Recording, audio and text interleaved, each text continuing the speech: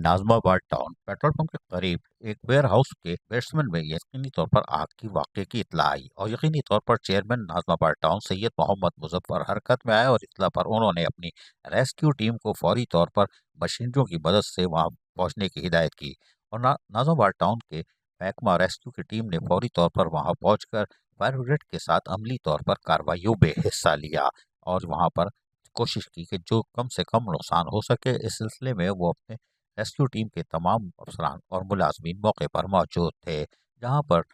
Focal person Zaheer Ahmed, inspector Arif और दीगर ने भी कार्रवाइयों का खुद मॉनिटरिंग भी करते रहे और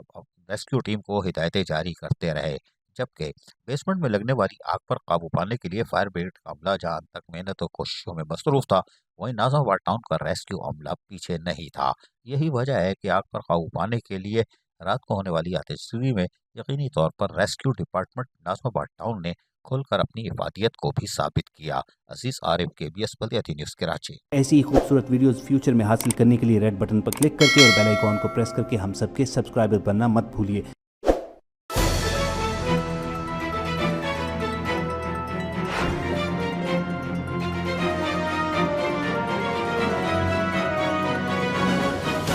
KBS बल्दियाती न्यूज़।